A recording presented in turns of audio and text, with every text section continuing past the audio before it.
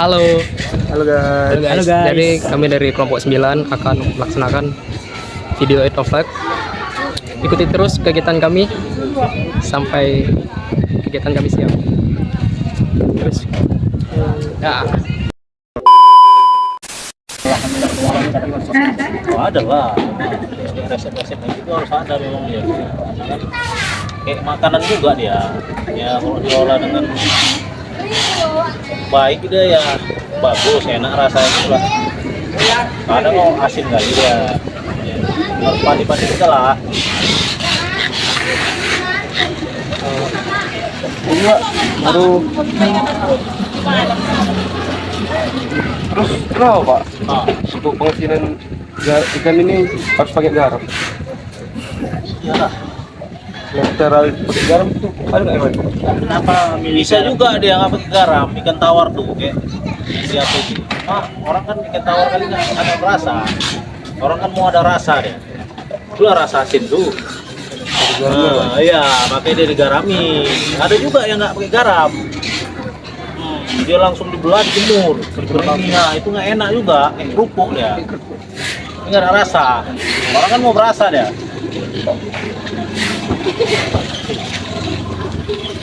Ini Pak, nah, cara singkatnya Pak, Iya. proses pengasinan ini. Prosesnya gitu ya. Ya direndam lah, direndam, dikasih garam. Baru kalau misalnya belah kayak tadi dikasih garam aja tuh. Kalau yang bulat kepala batu itu dia dikasih garam, habis itu ditimpa. Itu harus malamnya lama, 2 malam. Kalau belah tadi langsung keluarin. Besok pagi langsung kita bersih. Awalnya ambilnya dari mana Pak? Gabion. Pelabuhan? Iya, pelabuhan. Begitu turun dari pelabuhan langsung diolah. Iya, ada yang ngerti gitu kan. Awal pertama itu olah itu kayak mana Pak? Olahnya, hasilnya itu. Ya udah itulah ditaruh air garam tuh kan, taruh Kalau garam. sendiri dong. Iya, langsung direndam. Kalau belah tadi itu, belah dulu lah baru diolah. Dan itu langsung diolah. Dan itu ikan hijau itu.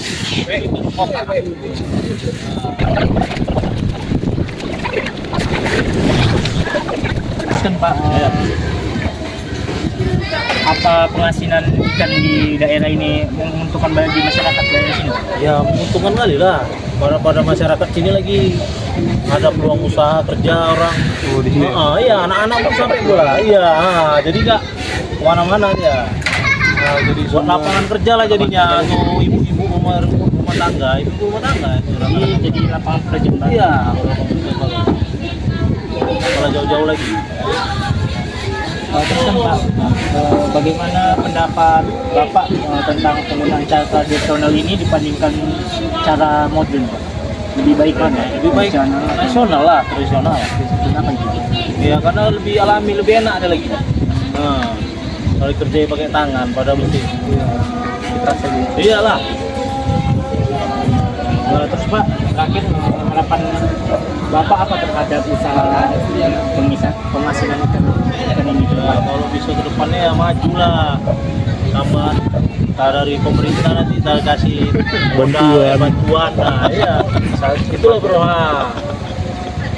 Itulah harapan kami ya kan. Biar dikenal gitu. Iya, dikenal.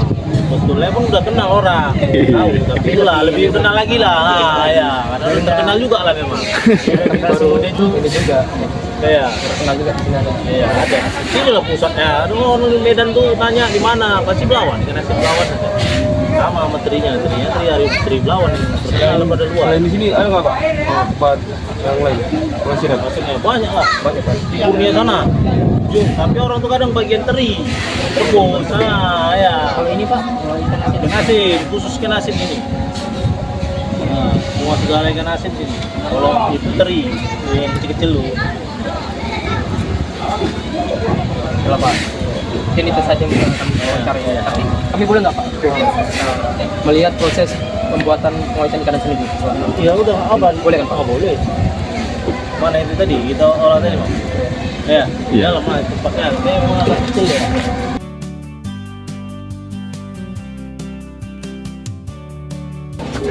Ini bukan kepala batu ya? Iya, kepala batu. Sini guys, ikutin.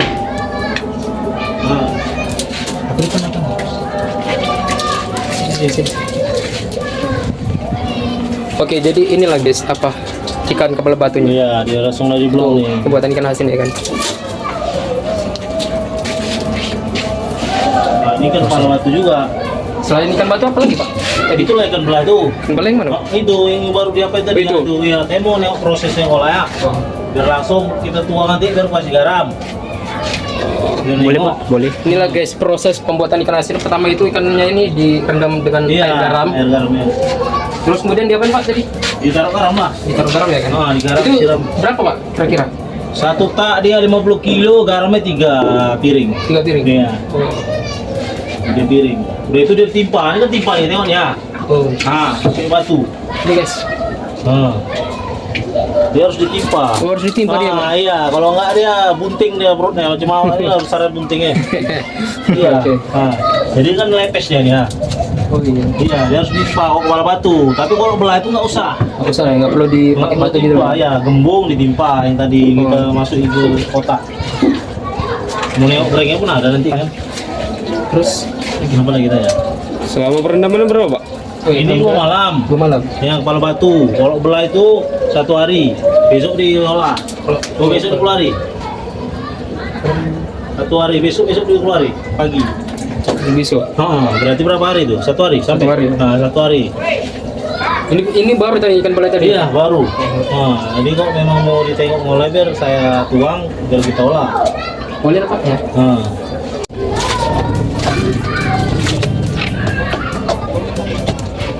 Cuma itu agak sulit ya karena ada dekat ya karena. Iya betul.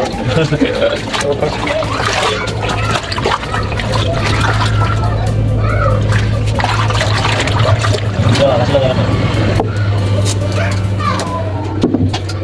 Kita kasih garam lagi. Oh, udah dibayar nih Datul ya nih. Orang sendiri loh ya kan.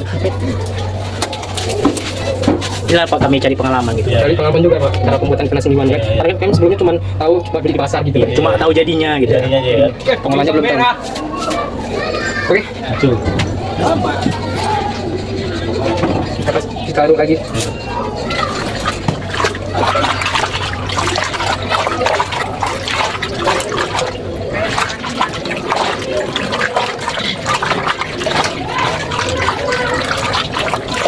Tuh ikan bela ini pak, memang proses perendamannya sampai 2 hari, 1 hari. 1 hari. Kalau yang itu baru 2 hari. Ikan berapa Ya, hari? iya, dia kan nyerap garamnya. Penyerap. Dari garamnya itu lagi atasnya. Tadi kan ngaconya.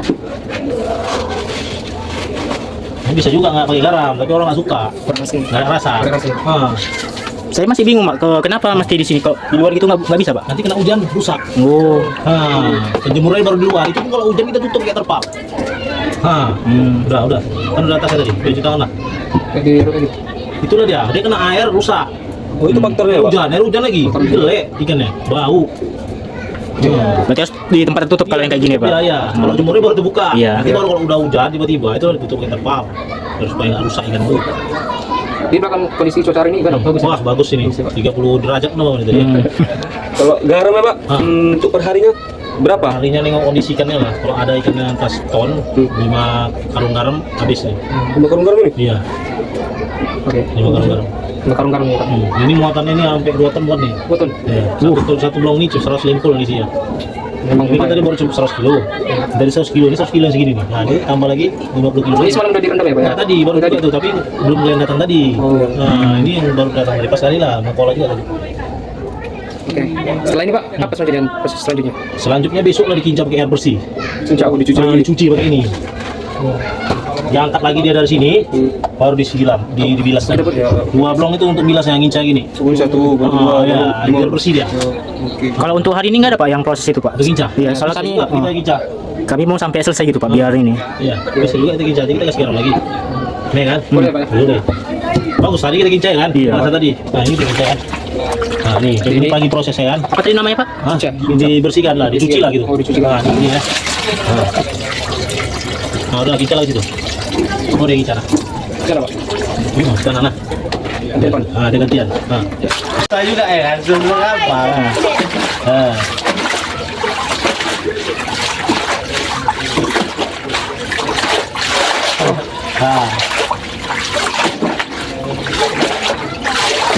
tadi setelah ikan asinnya dicinca atau dibersihkan, sekarang ikan asin ini kita jemur di tempat yang namanya, kata masyarakat sekitar namanya ini pin. Ini kita taruh guys, jemurannya.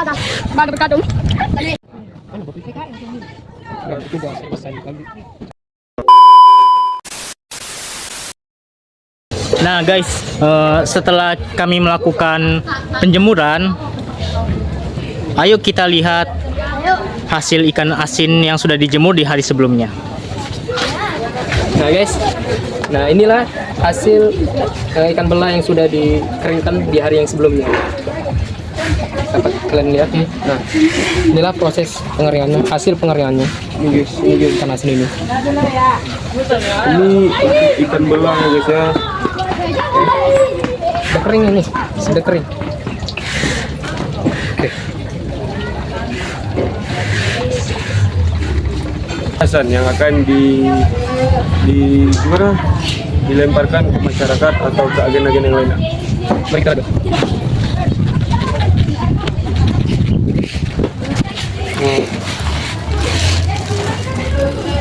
Kurang lebih seperti ini guys, yang ingin kita terjun ke masyarakat atau ke agen-agen yang lain. Jadi satu packing ini berapa kilo Pak? 5 kilo. 5 kilo. Jadi kemana saja Pak distribusi ikan asin ini? Distribusi ini pusatnya ke Medan. Kadang ke Batam, Baru, Aceh. Jakarta nggak? Jakarta orang kadang pada Medan lah. Jarang untuk sini, karena saya trio. Jadi Medan, Aceh gitu ya Pak? Aceh, Pekanbaru, Batam. Jadi gitu guys, distribusinya ke Medan, Aceh, Pekanbaru, dan Batam guys.